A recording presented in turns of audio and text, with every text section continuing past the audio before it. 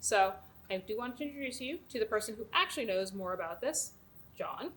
He is a senior career advisor over at Dornsife Career Pathways. If you haven't already, you should work with Dornsife Career Pathways. They are amazing.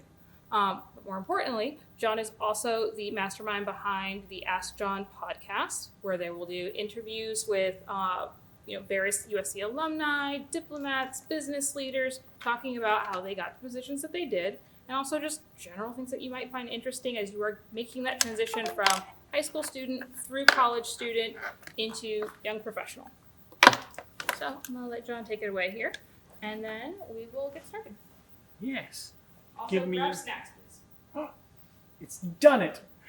Hello, everyone. My name is John. As she introduced me, my name is John Folger. I am a senior career advisor with the Dornsife Career Pathways team. So all that means is my entire purpose in life, is to help you figure out what you're going to do basically after you graduate. Whether that's graduate school, law school, or finding a job, finding internships while you're here. That's my entire purpose. I am going to be throwing a ton of information at you guys today, arguably too much information. So I want you to remember, if you remember nothing else from my presentation today, remember 3 things. These are the most important 3 things from everything that I'm going to talk about today. Number 1, we exist. I work specifically with Dornsife, so I only see Dornsife students. There's also the Central Career Center that works with everyone on campus. If you happen to shift to a different college, maybe Marshall, Viterbi, whatever it might be, each college has their own dedicated career advising office as well. As well as there's the Central Career Office. Please come and see us. That's the most important thing I can relay to you today is we exist. We're here to help you. You can come see us multiple times. I have people who I have just a schedule with them. I see them every other week just to kind of check in, hold them accountable, help them apply. I've gone through and I've clicked apply with students before. I am here to help you. My team, the people that I work with, we are here to help you. Second, Handshake. Set up your Handshake account. Handshake is kind of the one-stop shop for everything that you're going to want to do when it comes to careers. It's where a lot of internships are posted, a lot of jobs are posted. We have events going on. I'm going to talk about some of those events in just a second. We also have resources. Any resources that I would give you, 9 out of 10 of those resources, I'm going to be referring to the Handshake links. So get on Handshake. It is a fantastic, fantastic resource. And number 3 is our website, the Dornsife Career Pathways website. I am biased towards it because that's where I work. I'm sure the other career centers have awesome websites as well. I don't know them as well as I know Dornsife's. So really, really quick, I am going to show you our website so you know how to navigate it and you know what's on there. So, this is what our website looks like. If you were to Google Dornsife Career Pathways, we are the first option that pops up. I know because I check it every single day because I give these presentations and I never want to be wrong. On our website, we have a number of tabs that are very, very important to you. We have our home tab, get to meet the team. We have our director and my fellow coworkers. The ones that I really want to highlight for you guys today on our website are pre-law and graduate school advising. I'm going to be talking very, very briefly on timelines for pre-law and graduate school. But if you have questions about getting into law school or getting into graduate school, if you're considering those, your initial questions, the things you're going to ask in an initial appointment, probably 80 to 90% of those questions can be answered in these 2 tabs. This has the timelines that I'm going to be going over with. It has resources of where you should be looking for research and internships, depending on what you want to do. If you are considering either of these things, this tab is the place to go and look for these things. Remember that. Next tab I want to show you is these programs and events. We have tons of events coming in constantly that our office hosts, as well as other offices. One that I want to highlight, because I'm up here talking and I can do this, is our masterclass. We have a masterclass tomorrow. It is with somebody named Amanda Lucchini. She works for LabCorp. She's a senior scientist at LabCorp. She is not only going to be talking to you about biotech, if you're interested in biotech, but she's also going to be talking about her journey from when she started college all the way through to how she got her job. really, really honing in on pre-grad. So if you're thinking about grad school, she's going to be talking about grad school. And that is tomorrow. You can find it on our website. Again, programs and events, masterclass, or you can find it on Handshake as well. Another place I want to show you very, very, very quickly on our website, Dornside Career Pathways, programs and events, Work It series. Every fall, we do a number of presentations on different career topics. Very, very important. They're really good. We have them recorded on a YouTube page. It's fantastic. It's great. But that's not what I want you to focus on.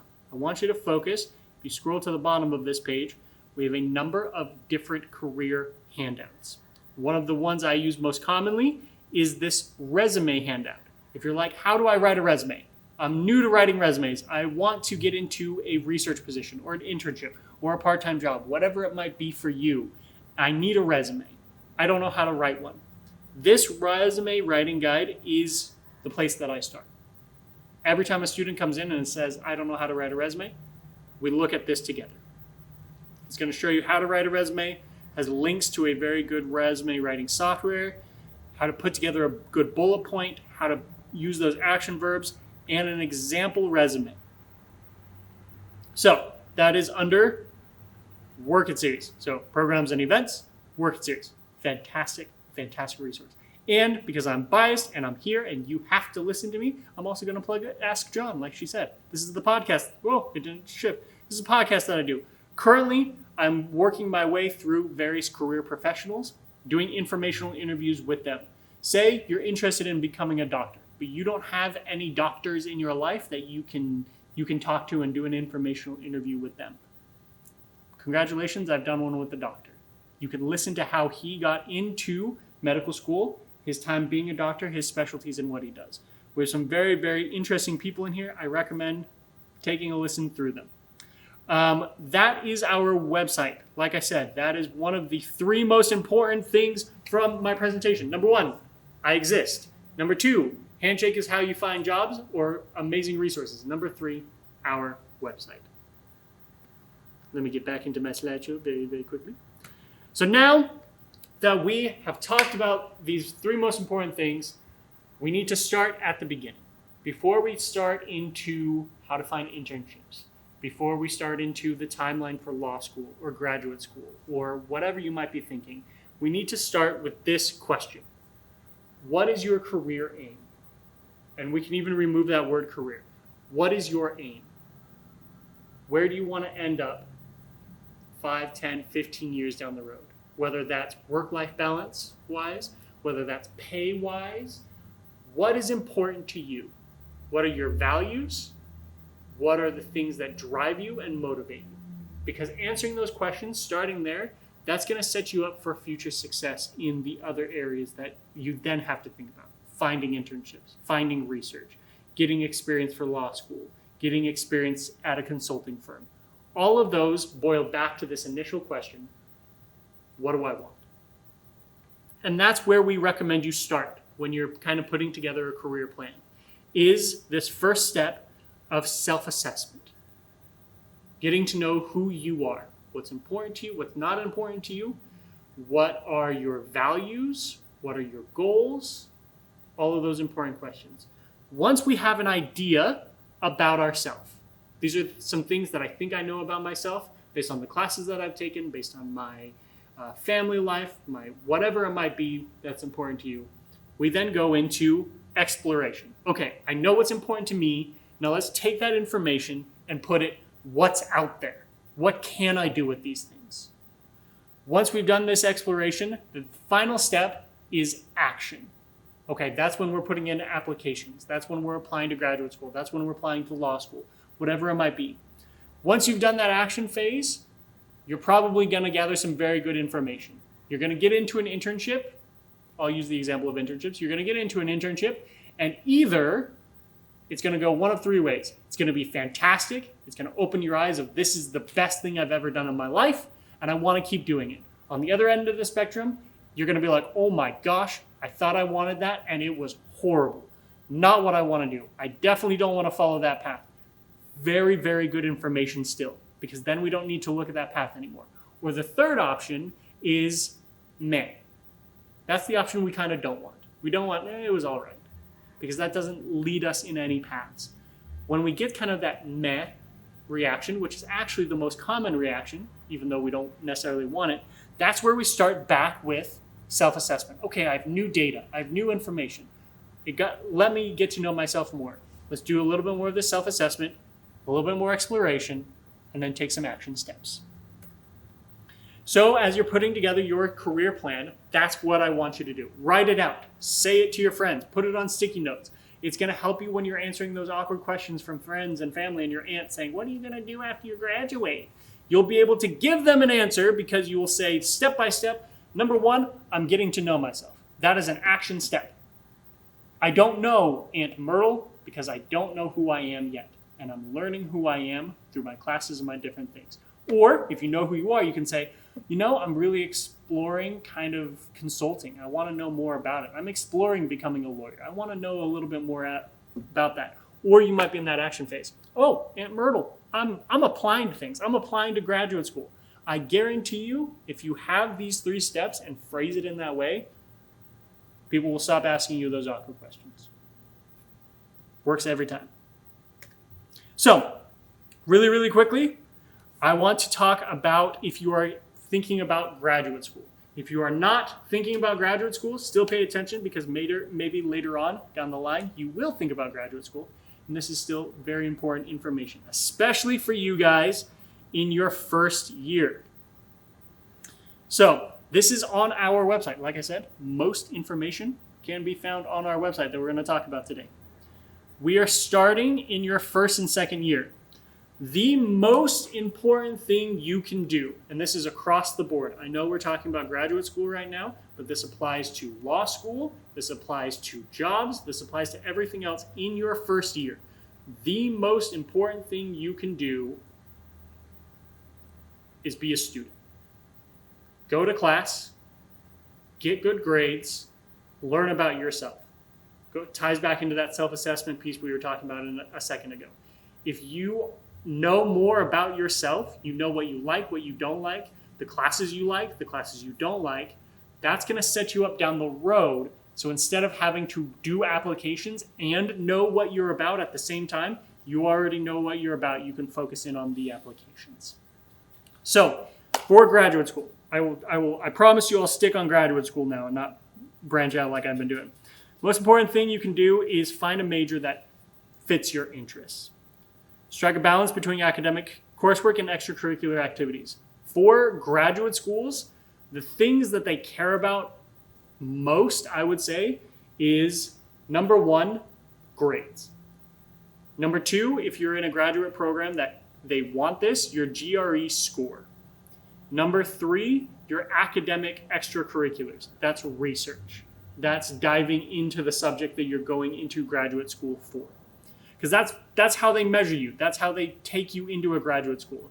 How good of a student are you? Are you going to be able to keep up with the academic rigor? That's what they care about. So that's what we're trying to build throughout your 4 years, 3 years, however long you're here at USC, is building a resume of academic rigor. We do that by getting good grades. We do that by getting a good GRE score, if that's applicable. And we get that by research. So for you guys, GRE and some of the other extracurriculars, that's going to be down the road. That's going to be middle of sophomore year, junior year, senior year. So what you should be doing and focusing on now is grades. Grades and do I want to do graduate school? Those are the 2 big questions. Once we've answered those, we can solve everything else sophomore, junior, senior year. Research is very, very important. So how do you find research? The number 1 way I recommend is talking to your professors. Hello, Professor so-and-so, Stacy fake name. I'm very, very interested in the research that you do. Do you have any positions open in your work, in your lab? If they say no, you say, great. Keep me in mind if you ever have an opening. Also, do you know of any colleagues who might be doing research? They might say, no, I don't know anyone. Then you just kind of move on to another professor, or they might refer you over like, oh yeah, I know Don. Go to Don and talk to him. So that's the thing you should be doing now is grades. Grades and learning about yourself. That is graduate school. Law school, and I'm going to make this big again, is very, very similar. Choose a major that aligns with your academic interests. That's what you can be doing now. Attend pre-law related events and workshops. Join student organizations. Start thinking about what professors you can ask for letters of recommendation. But most of all, focus and do well on your classes. For law school, that's how they kind of measure it. It's very, very similar to graduate school. Is this a good student? Is this somebody who's going to work hard, put in the effort, and we can rely on them in the future? So that's what you can be doing now. That's what you need to be focusing in on now is, I have this career aim of law school. I know I want that. Starting to get to know yourself. What type of law would you potentially want to do? Joining some student organizations, getting those good grades. Make sense? Great. So, let's say you're not necessarily focused on graduate school or law school. That's fine. You're just like, I just need a job. I need to graduate with a job. Here are some of my resources and my suggestions for where you guys are at now. Number one, like we talked about, it's one of those big three things, Handshake. Handshake is the first place I always recommend people to start looking for internships. It's a fantastic resource. It's a place that organizations are coming and asking for USC students. So start there. A common question or concern I get from students who are in their first year is, John, I really want this internship, but it's not open to me yet. How do I get an internship as a freshman? As a first year, I should say. It is an unfortunate fact of the world that I do not enjoy, but it is the world we live in. It's the reality that we live in, that a lot of organizations, a lot of companies, they don't take first year students as interns. Why? I do not know. They want somebody with more experience, but how do you get experience if they won't give you the experience? It's a cycle that never ends. We're not going to focus on those philosophical questions. So what can you do? That is the question I get is, okay, I can't do an internship, then what can I do? What I recommend you do in your first year is still go on Handshake and start searching for internships. So you know in sophomore, junior year, when you are ready, this is the qualifications that they're looking for. They want somebody who has a 3.5 GPA. Okay, keep your GPA up. They want somebody who has experience talking with customers. All right, let's go get a part-time job as a barista at Starbucks. Not saying there's anything wrong with being a barista at Starbucks, but that's a way that you're going to gain real-world experiences. Join clubs, volunteer, do the things that you can do, lining you up for that career aim of where you want to be down the road. That's my recommendation for you. If you can't get that internship now that you really, really want, see what they're looking for, take additional summer courses, join extracurricular clubs, volunteer, get a part-time job doing something else where you're just getting experiences that you can add on to your resume. Because that's a lot what these employers are wanting to see is experiences after high school, getting something. So that when you're in your sophomore, junior year, the years that they want, instead of looking and saying, okay, what do these employers want? You already know what they wanted and you're just ready to apply right then and there. Because you are limited on the facts of life that you're in your first year of college. That's just a fact. That's what we have to live with. An action step that you can take right now is spending this time to research, gain knowledge. Information is the currency of careers. The person who has more information will more likely get a job, 9 times out of 10.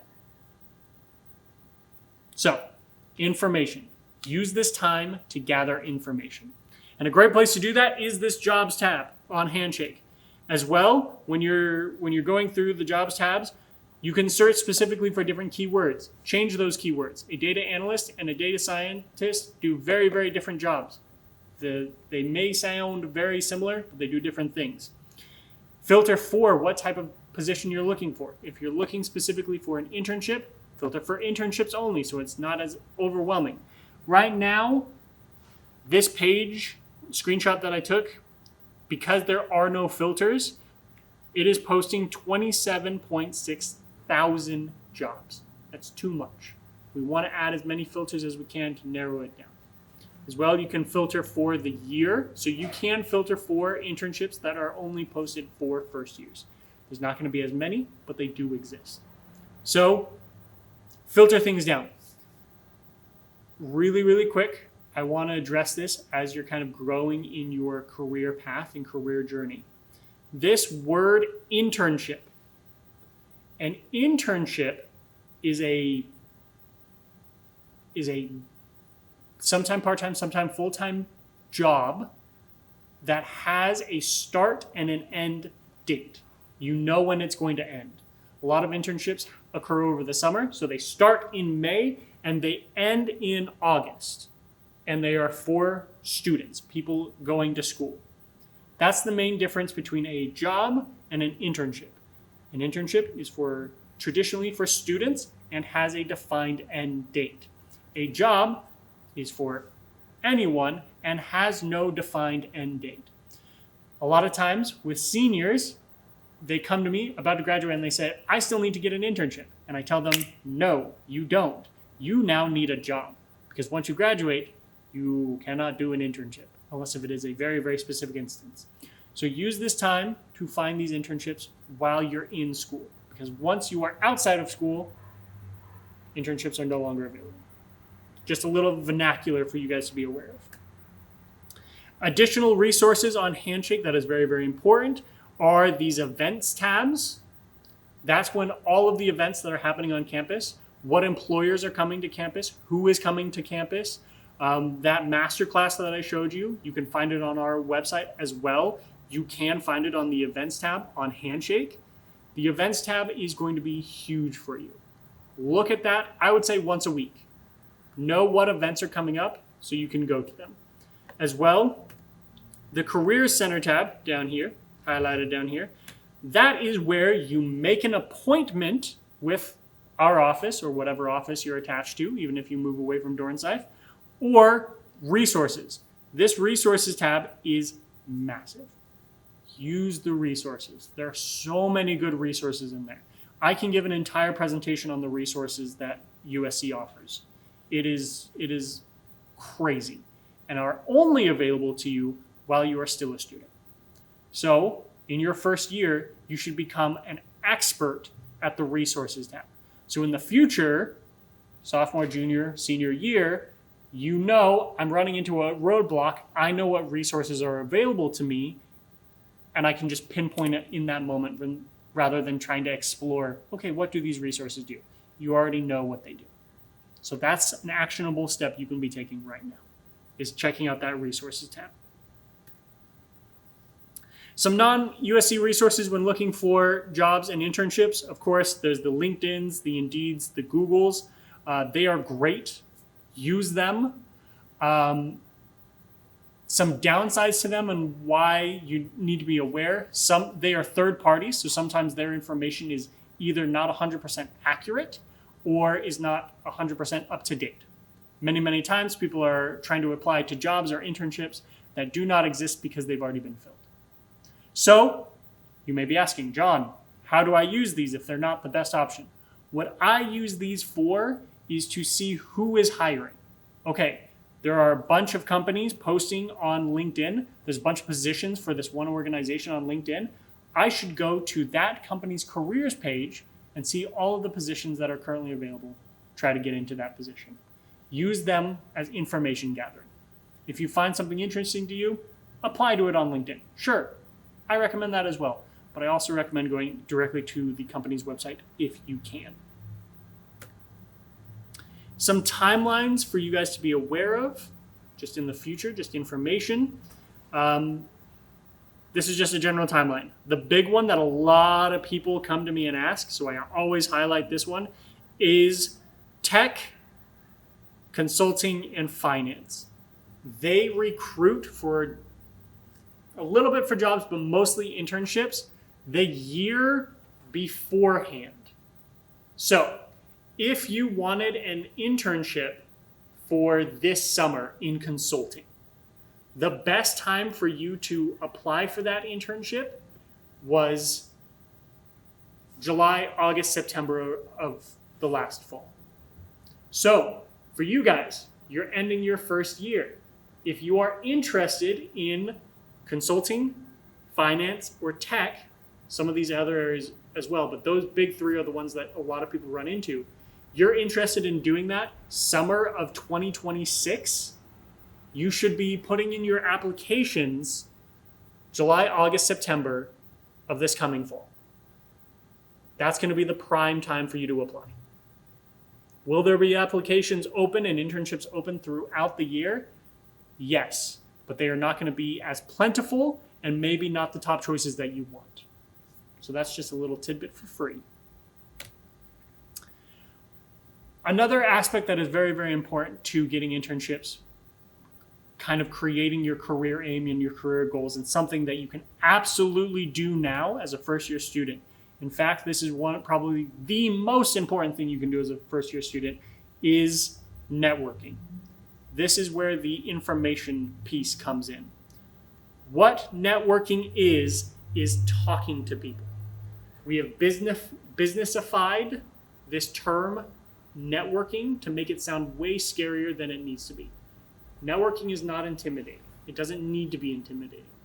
All networking is, all that word means is talking to people, building relationships.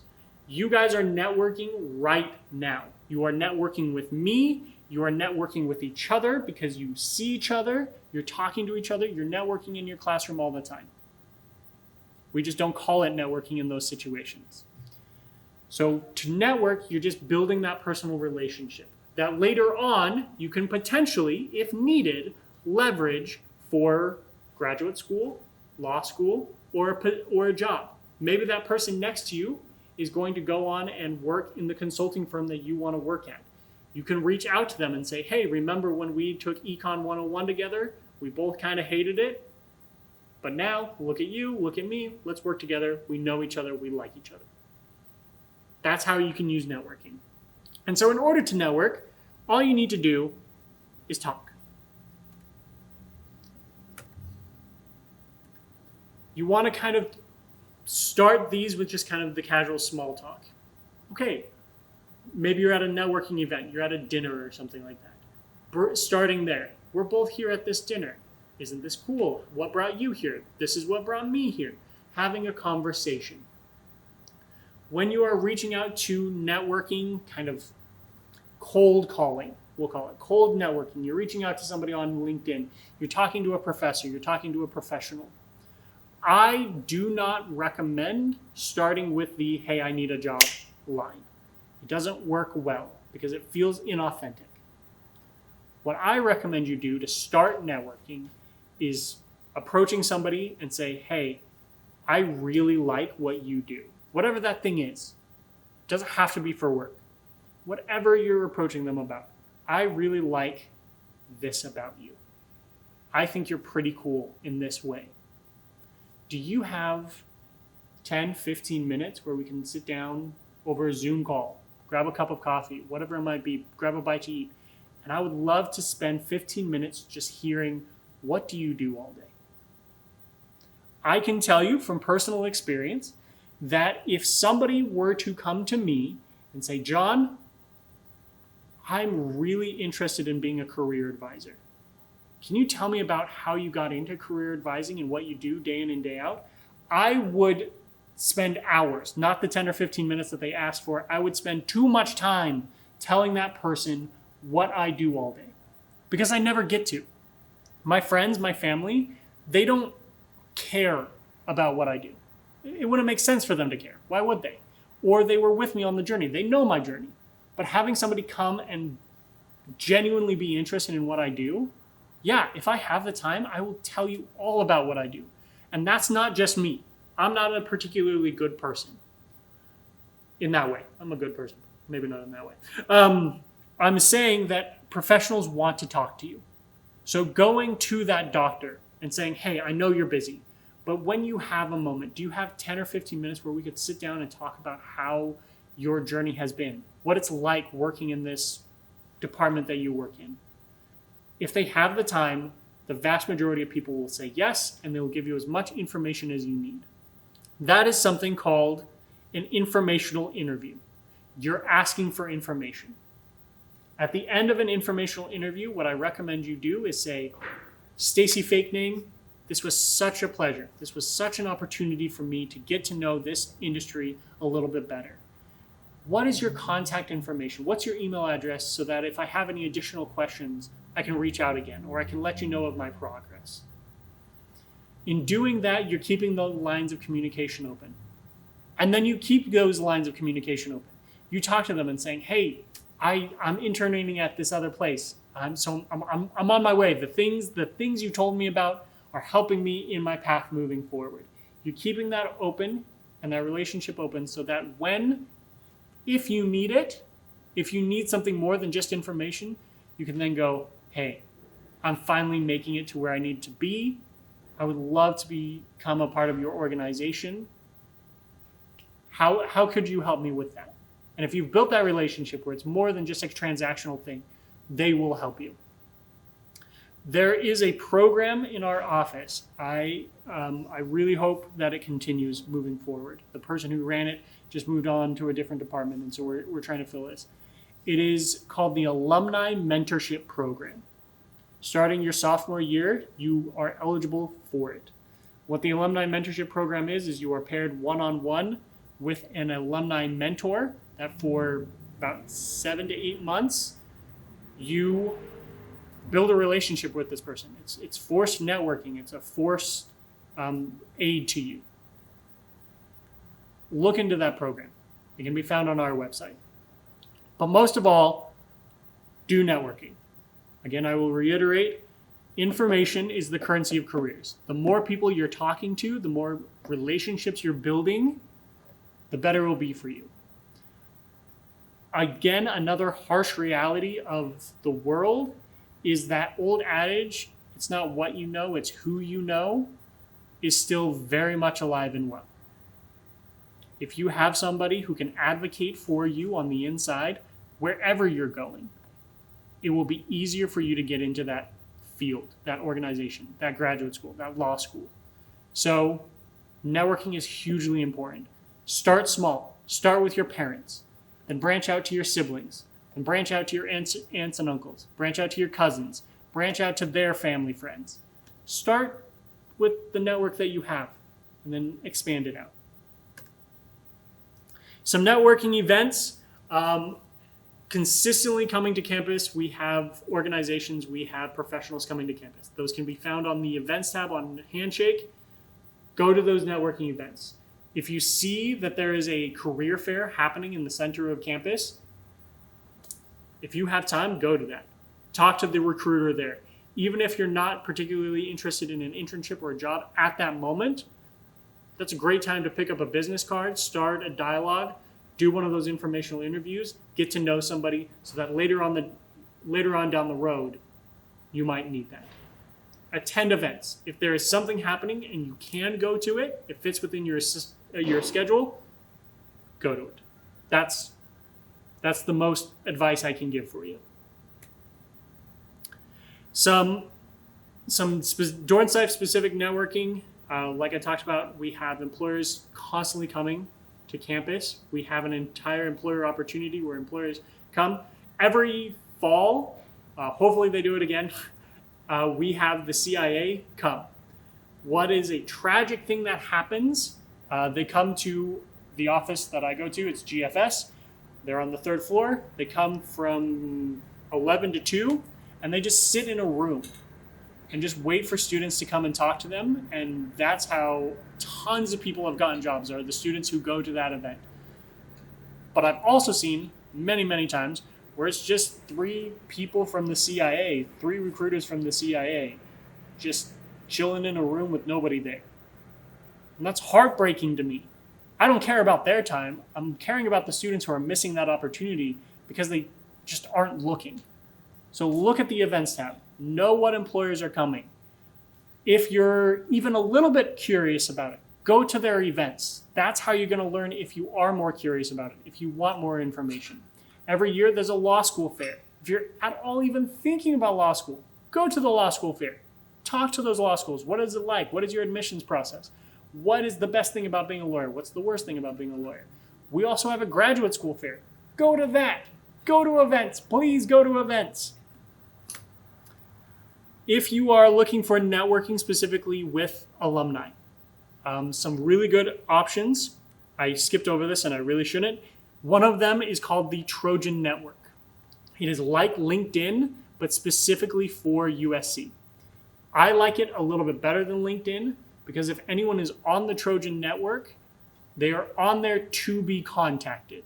Everyone has a LinkedIn. Not everyone checks their LinkedIn. Not everyone wants to be contacted on LinkedIn. But on the Trojan Network, in order to be on there, they had to set up their profile. And the understanding is if I have a profile on the Trojan Network, it's to be networked with. So Trojan Network is a fantastic resource.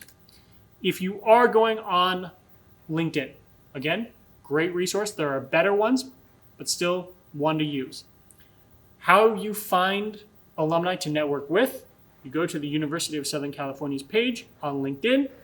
Right here, we have an alumni tab. You go to that alumni tab, and then you can search by different keywords. If you're looking for specifically the major you're in, you can search by major. If you're interested in, I really want to work at, I'm trying to think of a company off the top of my head, and it's always a bad idea.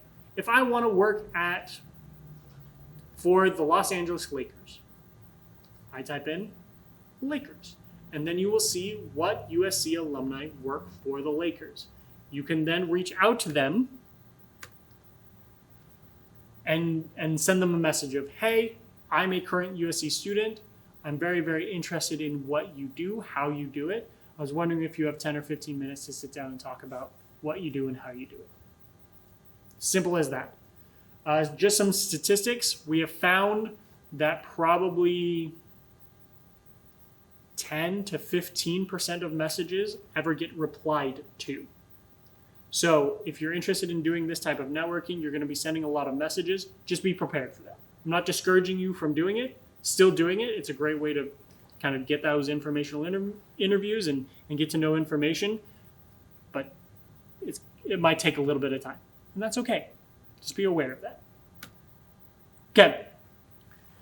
Like I said at the beginning of this presentation, I knew I was throwing a ton of information at you.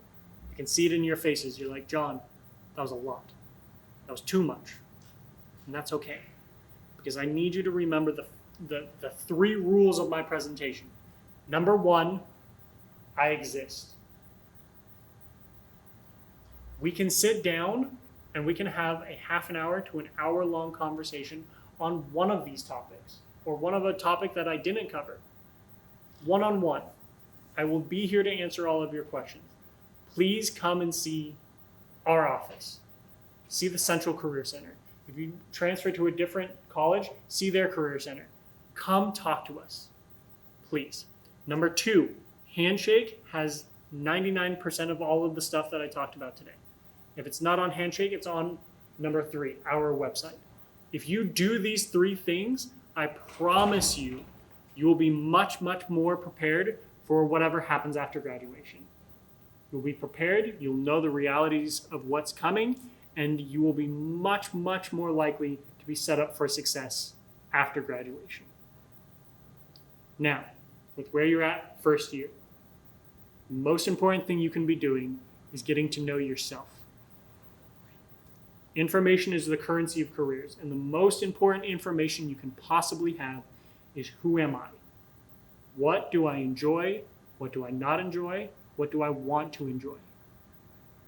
After that, we can worry about the other stuff later. Get to know some information now, and remember these 3 things. I've been asked to put this up, so you take a brief feedback survey. Please take a picture of it. I'm going to get out of the way so you can take a picture of it, take the survey.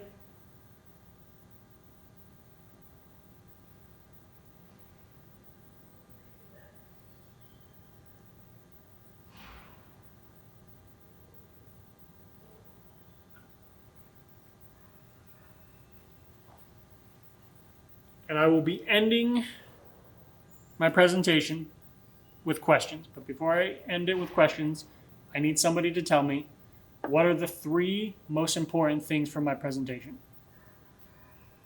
Anyone? You exist. Yes. What's number 2? Yes. What's number 3? The website. Yes. Remember those 3 things. That is the end of my presentation. Thank you so much for having me. Thank you so much for being an attentive audience. What questions do you have for me? Yes. So the Trojan alumni, or I don't remember the exact name, is that like something on Handshake or is it like a separate website? It is a separate website, but you can find it on Handshake through the resources. But it's its own, if you were to look up the Trojan Network, you could find it on here. Yeah. Great question. Any other questions? Comments? Outbursts of anger? Yes. I'm wondering, like, I was on Handshake and I thought that Handshake has like relatively limited information on internships that are abroad. So I'm wondering, like, if you have any suggestions on how we could like look for internships. Yeah. For internships abroad, there is like an international office. I would check them out. There's also another website called Going Global. That's probably my number 1 resource for international. But you are correct. Handshake is going to be very, very limited to the United States. And I would also add, Handshake, for good and for bad, is also pretty specific to California and Los Angeles. And that's a good thing and a bad thing. Because Handshake is employers coming to USC saying, we want USC students. So just by nature of our location, that's a lot of California-based things.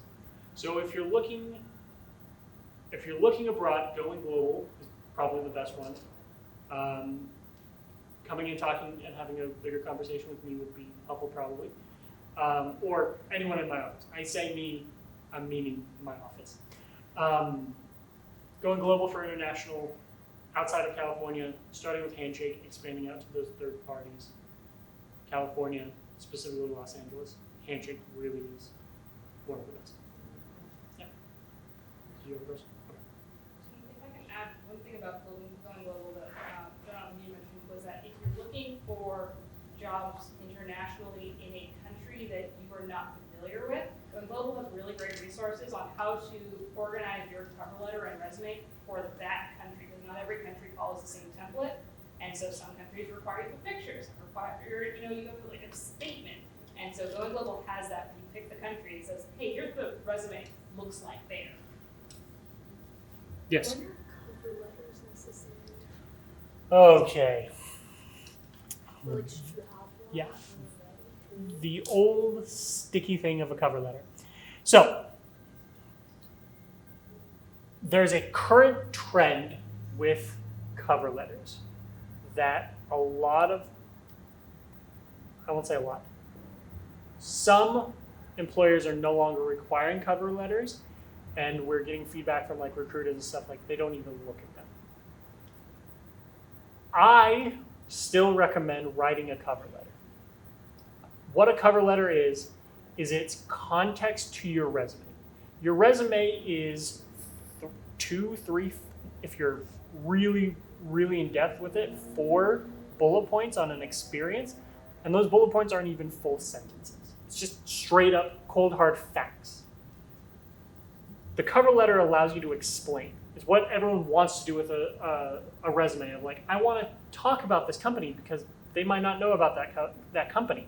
That's not for the resume, that's for the cover letter. So the purpose of a cover letter is to give context to your resume, give additional details, and most resumes need to be 1 page. So the cover letter is an automatic second easy page to add to your resume. So what I recommend you do with a cover letter, I recommend you always have a cover letter. It does nothing but help you. On the downside, it is a little bit more time because you have to write one. So what I do with it is you're going to have a cover letter for different career fields that you're going into. You're going to have your data science cover letter. You're going to have your data analytics cover letter. You're going to have your consulting cover letter. Then what you're doing, because you're still the same person, you're changing the title and the name of the job in the cover letter, and you're changing out specific like facts that they want for their job. So you're not reinventing the cover letter every single time, but you still have one. That being said,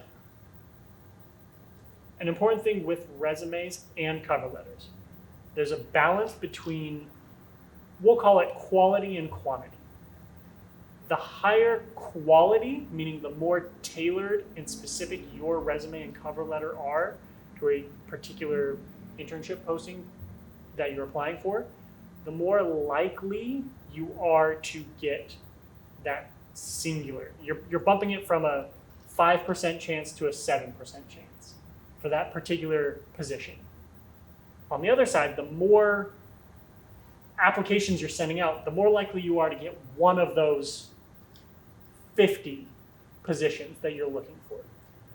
So that's kind of the trade-off between the two. It is going to take more time to make your cover letter and resume very, very specific to a specific position. And so you're going to be kind of balancing. I find the best way to do it is writing, okay, this is my resume and cover letter for job field A. I'm tweaking it a little bit for each application. So instead of taking an hour and a half, 2 hours for the whole thing, it's taking me 20 minutes to change things. I was way over explaining it, but does that make sense?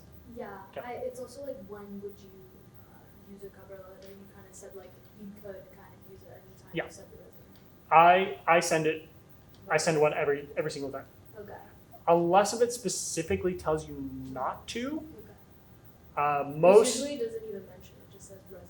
Yeah. But, most of the time it just says resume, yeah. and a lot of times they're having additional documents. Okay. That's where I put it. When I'm reaching out to a recruiter, like if you happen to have the email address of a recruiter of, hey, I'm very interested in places you work with, I attach my resume and my cover letter, just every single time. So I do that. If it gets read, fantastic. That's helpful. If it doesn't get read, then whatever. It's better to have it than not.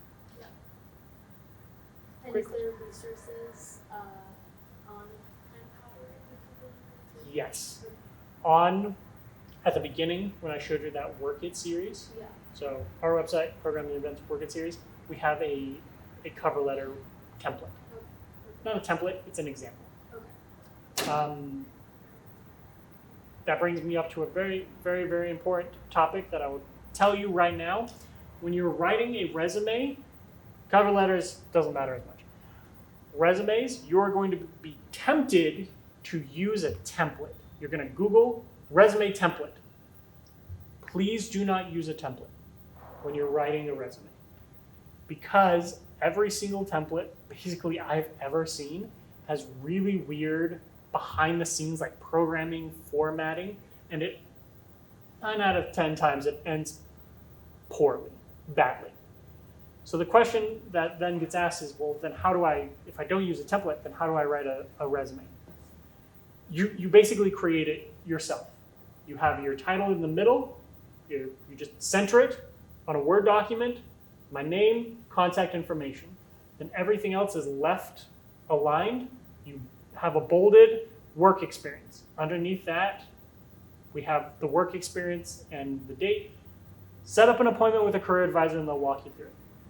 Big, long answer short, I really, really don't recommend templates. That's just a piece of advice. They're handy, they're nice, but I don't recommend them. Yes? Yeah, I've seen a couple of resumes that, I mean, for example, the ministry resume really just focuses on your skills for a certain field area. For some resumes that have a lot of extracurricular things on them that show leadership outside, for example, leadership, but outside of your major, maybe in sports or something. What kind of resume do you think is the most effective? This is the worst answer I could possibly give because I've been on your side and people give this answer. It's terrible. the best resume is the one that's most applicable to where you're applying to. So if in the job description, they want somebody with a lot of leadership experience, that's a lot of the words they're using is leadership and interpersonal communication, then having a resume that really highlights my extracurriculars and my leadership, that's what I do for that job. If I'm applying for usually some of the more tech fields, they just care about like, can you code and can you analyze data? All right, then I'm going much more technical skills based. So it's really fluid and depending on what the job is asking for, on what you put on your resume. That's the best resume. Is the absolute best resume is one that in 10 seconds you can look at it and say, this person is it's ticking all of the same boxes as the job description. Give the people what they want. That is what makes you stand out. A lot of people want to get creative and like, I want to show my personality. Sure, if you have the room, show your personality. But the thing that makes a hiring manager go, ooh, I like this, is somebody who, when looking at the job description and looking at the resume, they're as identical as can be. That's so bad answer, but that's my answer.